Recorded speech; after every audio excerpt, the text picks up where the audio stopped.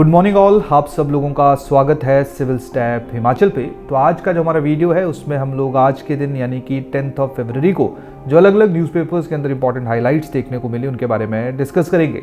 ये वाला जो सेशन है इसका मेन ऑब्जेक्टिव है सिर्फ आप लोगों को ये बताना कि आज के न्यूज़पेपर में किन किन न्यूज़ को आप लोगों ने फोकस करना है और किस तरह से ये हमारे एग्जाम पर्सपेक्टिव से रिलेवेंट है, इंपॉर्टेंट है। तो चलो सबसे पहले हम लोग द ट्रिब्यून के अंदर पब्लिश हुई सबसे पहली न्यूज़ की बात करते हैं, जहाँ पे भारत रत्न अवार्ड 3 और नए लोगों को दिए गए। आप लोगों को जैसे पता ही होगा कि अभी तक 2 लोगों को, 2 पर्सनैलिटीज़ को भारत रत्न अवार्ड जो हमारी सरकार के द्वारा डिक्लेयर किए जा चुके हैं, जिनमें सबसे पहले नाम था श्री कर्पूरी ठाकुर जी का और दूसरा नाम था श्री लाल कृष्ण अडवाणी जी का। अभी 3 नए लोगों की डिक्लेरेशन जो है वो सरकार के द्वारा की गई है, जिनमें हमारे 2 पुराने देश के प्रधानमंत्री हैं, जिनमें सबसे पहले हैं चौधरी चरण सिंह जी और दूसरे हैं पीवी नरसिम्हा राव जी। क्लियर। इसके साथ साथ वो इंडिविजुअल जिन्होंने या जिनको हम लोग father of green revolution in India कहते हैं, दैट इज MS स्वामीनाथन, उनको भी भारत रत्न का अवार्ड जो है वो सरकार के द्वारा दिया गया है। तो बेसिकली ये वाली जो न्यूज़ है वो हमारे लिए इसलिए रिलेवेंट है। ट्रिब्यून के अंदर हम लोगों को ये न्यूज़ देखने को मिली और प्रीलिम्स में जो है वो हमें ये सवाल काफ़ी बार देखने को मिलते हैं, जहाँ पे अलग अलग अवार्ड्स या पर्सनैलिटीज़ के ऊपर सवाल पूछे जाते हैं। तो इस न्यूज़ को आप लोग प्रीलिम्स पर्सपेक्टिव से एक बार पिक कर सकते हो। यहाँ पे थोड़ा सा गहराई में देख भी सकते हो कि भारत रत्न अवार्ड सबसे पहले किस किस को दिया गया। क्लियर। क्या क्या बेनिफिट्स जो हैं वो भारत रत्न अवार्ड जब किसी को दिया जाता है उसको प्रोवाइड किए जाते हैं, उसको मिलते हैं, क्योंकि कभी कभी जब हम लोग एग्जामिनेशन में जाते हैं तो कुछ एक्स्ट्रा सवाल भी वहाँ पे पूछे जा सकते हैं, क्योंकि ये जो क्वेश्चंस हैं या ये जो न्यूज़ हमें यहाँ पे देखने को मिली इसके बारे में सब लोगों को पता होता है। चलिए दूसरी न्यूज़ के ऊपर हम लोग मूव करते हैं। दूसरी जो न्यूज़ है ये बेसिकली मिलिट्री एक्सरसाइज से रिलेटेड है और बहुत बार प्रीलिम्स एग्जामिनेशन में जो है वो मिलिट्री एक्सरसाइजेस के ऊपर अलग अलग सवाल पूछे जाते हैं। तो सबसे पहली बार ऐसा हुआ है कि जो सऊदी अरेबिया और इंडिया है, इन्होंने एक जॉइंट मिलिट्री एक्सरसाइज जो है वो जयपुर में कंडक्ट की है और इस मिलिट्री एक्सरसाइज का नाम है सदा तनसीख। क्लियर। तो बड़ी बार इसी तरह का सवाल हमें देखने को मिलता है कि इंडिया और सऊदी अरेबिया के बीच में कौन सी एक्सरसाइज हुई, इसका नाम क्या है, या कभी एक्सरसाइज का नाम पूछा जाएगा कि ये किन किन देशों के बीच में हुई और किस जगह के ऊपर हुई, कहाँ पे हुई। क्लियर। तो 12 दिन की जो है टोटल एक्सरसाइज है। क्लियर। इसको जो है वो आप लोग एक बार पढ़ सकते हो, रीड कर सकते हो। अगेन ये भी बहुत ज़्यादा प्रीलिम स्पेसिफिक न्यूज़ है, तो आप लोगों को फैक्ट जो है वो पता होना चाहिए। इसके बाद हम लोग नेक्स्ट मूव करते हैं HAPS से रिलेटेड। HAPS की अगर हम लोग बात करेंगे तो HAPS जो है वो बेसिकली UAV है।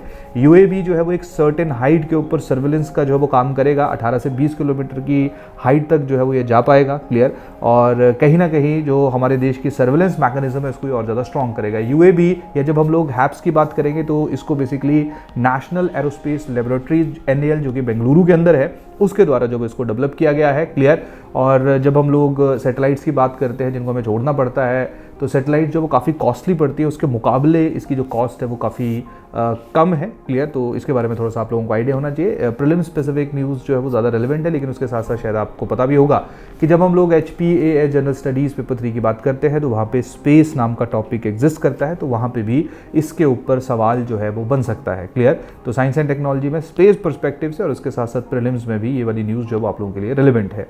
उसके बाद हम लोग मूव करते हैं अभी स्पेसिफिक टाइम पे IOC की कॉन्फ्रेंस जो वो चल रही थी।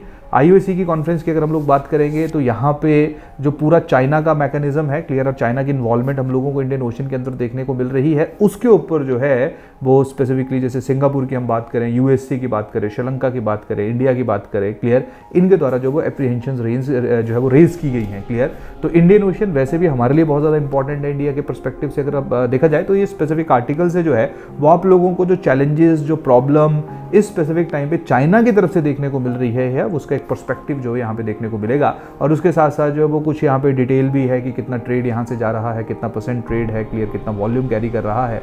तो इसके या यहाँ से जो वो आप लोग एक डाटा भी पिक कर सकते हैं। और उसके साथ साथ जो चाइना की इन्वॉल्वमेंट है इंडियन ओशन में और इंडिया का जो वो काउंटर पॉइंट्स है उनको आप लोग यहाँ पे उठा सकते हो, एक बार पिक कर सकते हो। तो ये वाला आर्टिकल जो है उस पर्सपेक्टिव से आप लोगों के लिए रिलेवेंट रहेगा।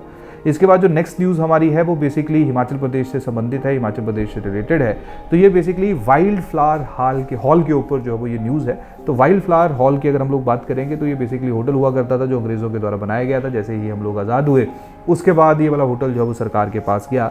बीच में इस होटल में आग लगी, जिसके बाद सरकार ने जो है वो एक MOU साइन किया। क्लियर। उस MOU में एक स्पेसिफिकली एक EIHL है, उसने जो है वो सरकार के साथ एग्रीमेंट साइन किया और EIHL और उसके साथ साथ जो हिमाचल प्रदेश की सरकार है उन दोनों ने मिलके इस होटल को चलाना शुरू कर दिया। लेकिन कुछ 2002 के आसपास जो है वो हिमाचल प्रदेश की सरकार और जो EIHL है, इसके बीच में डिस्प्यूट रेज हुआ, जहां पे जो हिमाचल प्रदेश की सरकार है उसने उस एग्रीमेंट को ख़त्म करने की बात की। तो हिमाचल प्रदेश के हाई कोर्ट ने इसके ऊपर डिसीजन सरकार के फेवर में दिया। बाद में EIHL जो है वो सुप्रीम कोर्ट पहुंचा, क्लियर, और उसी के ऊपर जो है वो पूरे का पूरा ये डिस्प्यूट हम लोगों को देखने को मिलता है। तो यहाँ पे जो ज़्यादा रेलिवेंट चीज़ है वो बेसिकली वाइल्ड फ्लावर हॉल जो है, इसका जो इतिहास है वो हम सब लोगों के लिए काफ़ी ज़्यादा रेलिवेंट है। जैसे लॉर्ड किचनर के द्वारा जो है वो इस स्पेसिफिक हाउस का कंस्ट्रक्शन किया गया था, इसको बनाया गया था, क्लियर। तो इस तरह की हिस्टोरिकल न्यूज़ जो हिमाचल प्रदेश से रिलेटेड है वो हम लोगों को पता होनी चाहिए। बाकी जो एडिटोरियल है शायद इतना ज़्यादा रेलिवेंट नहीं रहेगा, लेकिन इसमें वाइल्ड फ्लावर हॉल की जो इतिहास है उसके ऊपर हम लोग अपना ध्यान जो है वो केंद्रित कर सकते हैं। उसके बाद जो नेक्स्ट न्यूज़ है वो HPA जनरल स्टडीज़ पेपर 3 से काफ़ी रिलेटेड है। ये न्यूज़ जो है वो बेसिकली नॉन कन्वेंशनल सोर्सेज या इसको हम लोग क्लीन एनर्जी के साथ रिलेट कर सकते हैं। और आप लोग देख रहे हैं कि पिछले कुछ दिनों से जो क्लीन एनर्जी है, रिन्यूएबल एनर्जी सोर्सेज, उनके ऊपर जो है वो काफ़ी न्यूज़ हम लोगों को देखने को मिल रही है। तो ये न्यूज़ जो है वो बेसिकली इसी चीज़ के ऊपर आधारित है कि जो हम लोगों का टारगेट है, क्लियर, कि 2070 तक आते आते जो हम लोग green house gases neutral country बन जाएंगे, या 2030 तक आते आते जो है वो हम लोग 500 गीगा वॉट जो है वो रिन्यूएबल एनर्जी प्रोड्यूस करेंगे। तो अभी कितना स्टेटस है, कितनी हम लोग विंड एनर्जी से प्रोड्यूस कर रहे हैं, कितना हम सोलर एनर्जी से प्रोड्यूस कर रहे हैं, क्या क्या चैलेंजेस आ सकते हैं, क्या क्या इंफ्रास्ट्रक्चरल चैलेंजेस है, क्या स्टोरेज से रिलेटेड चैलेंजेस हैं। तो ये पूरे का पूरा जो आर्टिकल है उसके ऊपर आधारित है। तो इस आर्टिकल को आप ज़रूर पढ़िएगा, इंडियन एक्सप्रेस के अंदर जो वो ये आर्टिकल हम लोगों को आज देखने को मिला है।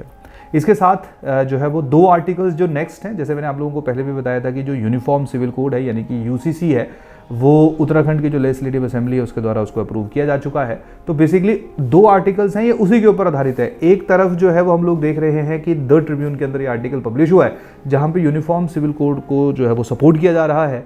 और दूसरा जो आर्टिकल है जो हमें इंडियन एक्सप्रेस के अंदर देखने को मिल रहा है, वहाँ पे इसकी जो शॉर्ट कमिंग्स है, हालांकि ए वेरी फ्लॉड कोड जो है इसमें कुछ जो पॉजिटिव एस्पेक्ट्स उनको भी पिक किया गया है, लेकिन जो इसकी एक नेगेटिव साइड्स हैं, या ऐसा हम बोल सकते हैं कि उसके अंदर कुछ ऐसे बिंदु हैं जो लूप होल्स हमें यहाँ पे देखने को मिल रहे हैं। जैसे ट्राइबल्स को जो है वो इसके स्टेटस है, इसके परव्यू से बाहर रखा गया है। हालांकि ट्राइबल को बाहर रखने का भी लॉजिक है, क्लियर, लेकिन उसको भी जेंडर पैरिटी के साथ जो यहाँ पे रिलेट किया गया है। तो अलग अलग एस्पेक्ट्स में मुस्लिम वुमेन की बात करें, इनहेरिटेंस की बात करें, सक्सेशन की बात करें, तो हर एक जो पहलू हम लोगों को यूनिफॉर्म सिविल कोड के अंदर देखने को मिला, जो कि उत्तराखंड की लेजिस्लेटिव असेंबली के द्वारा पास किया गया है, उसका एक नेगेटिव साइड जो है वो हमें यहाँ पे देखने को मिलेगा। तो आप इसको भी ज़रूर रीड कर सकते हो, क्लियर। तो ये 2 एडिटोरियल से आपको थोड़ा फेवर में, और स्पेसिफिकली जो इंडियन एक्सप्रेस के अंदर आर्टिकल आया हुआ है, ये आप लोगों को काफ़ी मदद करेगा और ज़्यादा बेटर अंडरस्टैंडिंग में इस स्पेसिफिक जो बिल अभी पास होता हुआ हम लोगों को लेजिस्लेटिव असेंबली के अंदर देखने को मिला, क्लियर।